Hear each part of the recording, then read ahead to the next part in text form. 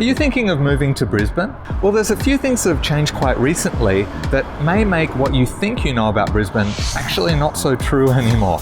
So there's some things you really need to know. So I'm going to talk in this video about both the pros and the cons and give you some really up-to-date information that's going to help you make a much more informed decision.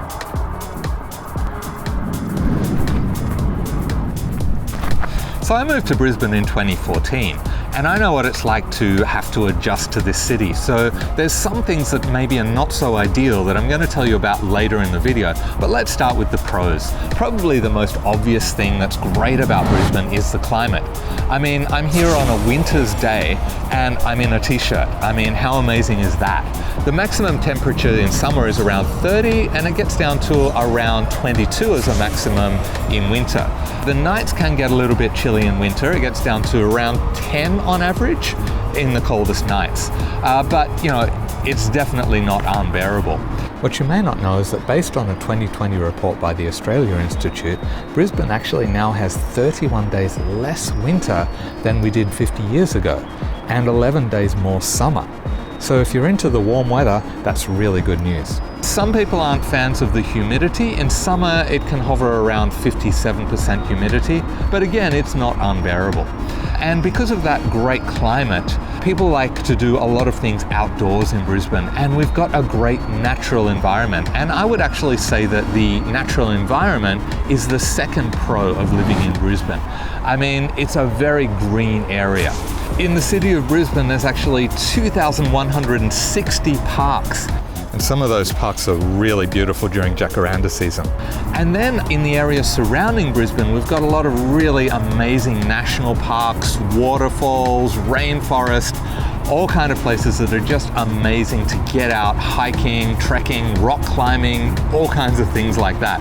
So if you're an active kind of person, then Brisbane's definitely a good place to live on that front. And because of that natural environment, we've also got a lot of wildlife, a lot of native animals.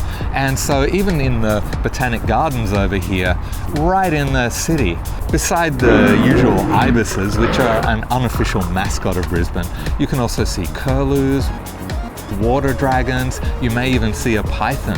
So, you know, when you're living even in the city, you feel like you're still in a really natural kind of environment. That's definitely one of Brisbane's assets. There's no denying that Brisbane's a really pretty city. Visually, it's quite attractive, which is great for me as a photographer. But it's more than just a pretty face. I mean, it's a multicultural city. Any kind of food you want to get, there's a restaurant for it. And we also have a range of cultural events. There's Curiosity, there's Enchanted Gardens, we've got the Brisbane Comedy Festival, there's Riverfire, which is part of Brisbane Festival, where we have this massive fireworks display. All kinds of things going on all the time. And we've also got Australia's biggest gallery of modern art. We've got the museums, we've got art galleries. Culturally, there's a lot going on. Even street art. We have quite an iconic street artist known as the Blue Art Ninja. So there's a bunch of things going on that front. And be sure to subscribe to this channel because I cover a lot of those cultural events as well as a lot of other things to see and do in and around Brisbane. But anyway, let's move on to the next point. Another aspect of Brisbane that makes it quite a livable city is the public transport.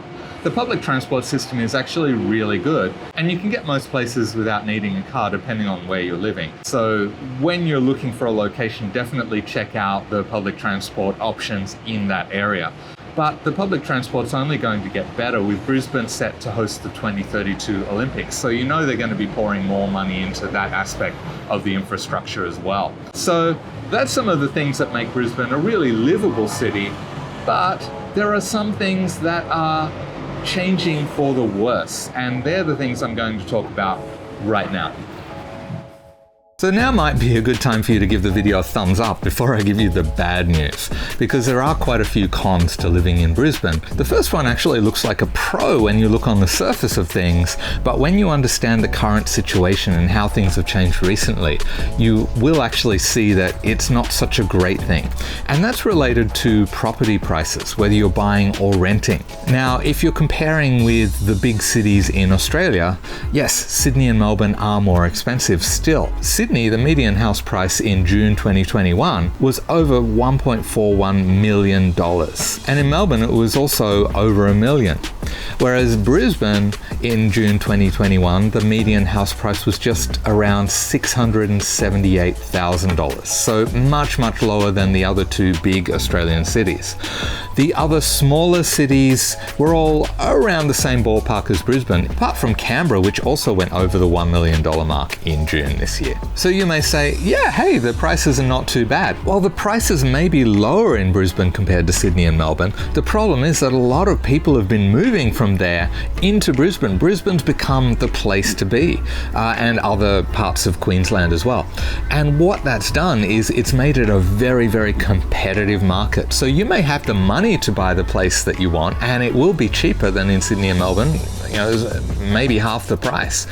But the problem is that there's a whole lot of other people trying to buy places as well. So you may not be able to get the places you want, and you may not be able to be quite as selective as you could in the other cities, because it's just become such a hot market. And the other downside of that is that it has started to drive the prices up. Now, the good news is that Brisbane house prices haven't increased as much as in the other cities overall. They've only increased by around 13% in the last year, which is actually much better than a lot of the other cities. But the bad news comes to if you're looking to rent. Because while buying has become quite competitive, renting even more so. Over the last 12 months, rentals have increased in pretty much every Australian city. But the good news is that Brisbane rentals are still reasonably low if we look at the whole national situation, with 4 Australian cities costing more, sometimes much more, than Brisbane to rent a place. But what is the bad news is that just in the last few months, rental prices have jumped as the market has become extremely competitive. The surprising thing is that actually, due to this increase in prices, the average rental price in Brisbane is actually now $20 higher than the average rental price in Melbourne. For me, that's really amazing because people always talk about how affordable Brisbane is, but now if you're renting, it's actually less affordable than Melbourne, which is not particularly cheap. So, hey, that's just something to keep in mind. To make matters worse, potential tenants have actually started offering $10, $20, as much as $50 above what's being asked for the rental price per week, just to secure the property. And it's become really, really hard to secure a rental. So if you're thinking of moving up here, this is something you need to be aware of, because it may be actually quite hard for you to find a place to live. There's another thing that you might want to be aware of. I might just head up to Mount Cootha and I'll tell you there, just for a different background,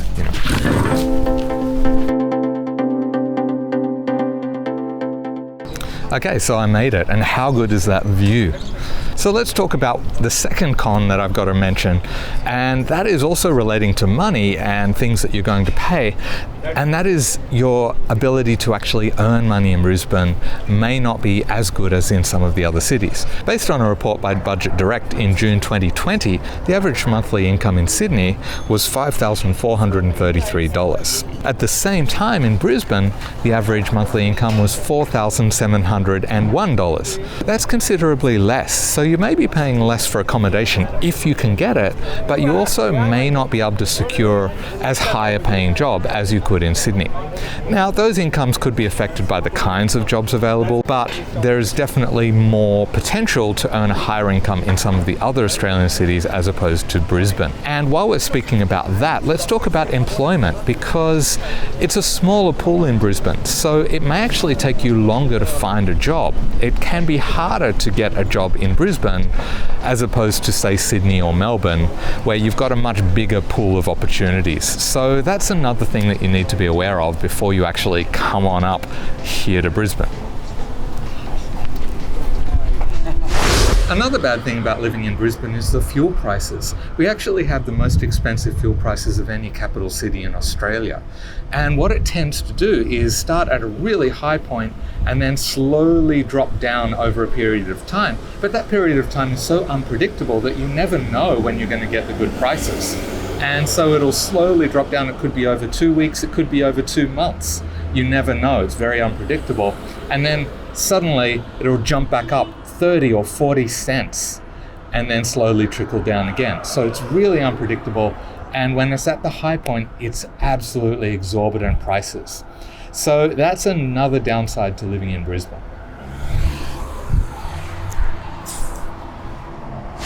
All right, so I'm back home now. Let me give you the last con about living in Brisbane. Then I'm going to give you a couple of things that may be pros or cons depending on what you're into. But yeah, the last con is the trading hours. Things in Brisbane tend to not be open for really long hours, depending on what you're used to.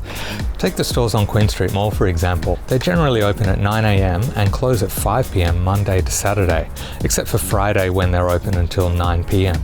But on Sunday, they don't open until 10 and they close at 4. Most cafes will close at 3 or 4 o'clock in the afternoon.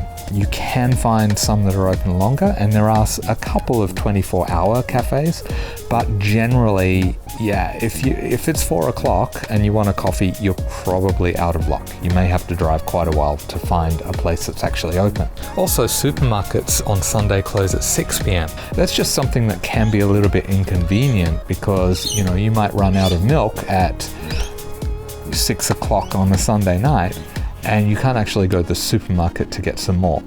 You know, the service stations and convenience stores will still be open, but you know, then you got to pay the more expensive prices. It's more just a little annoyance than anything that's majorly inconvenient, but something to be aware of before you move to Brisbane is those limited trading hours. So I mentioned that there would be a couple of things that could be pros or could be cons depending on you and the way that you look at things to living in Brisbane. The first thing is that in Brisbane, we don't have daylight savings hours. So if you're coming from, say, New South Wales or Victoria, or maybe another country where you have daylight savings, we don't have that. To be honest, I don't like daylight savings, so I'm happy that Brisbane doesn't have daylight savings, where basically they shift the time to adjust for, you know, shorter days in winter or longer days in summer or something. I don't even really know much about it because I try not to think about it because I just don't like it. That's why I'm happy in Brisbane. But if you're into daylight savings, yeah, well, we don't have that, so that might make you sad. If that makes you sad, why? Anyway, and then finally, the last thing is probably one of the biggest things about Brisbane, and that is the really different atmosphere. Now, this is something that you're either going to love or hate, or maybe like me, over time you'll get used to it. And that is that it's really, really chill. It's a really laid-back place. And so that's why a lot of people say that Brisbane's more like a country town. And that's because it's just so laid back. Now, putting a positive spin on it, you could say it's not pretentious. You know, people are genuine and, you know, they'll take the time to say hello. You know, you're walking down the street and you come across a stranger, you'll say hi. People say thank you when they're getting off the bus to the bus driver. You know, little things like that. It's a lot more friendly. It's got more of a friendly feel, which is great. But also the pace is a little bit slower than, say, Sydney or Melbourne or, you know, larger international cities. So that may be something you like, it may be something you don't, but it's something you need to be aware of, that, you know, things move a little more slowly,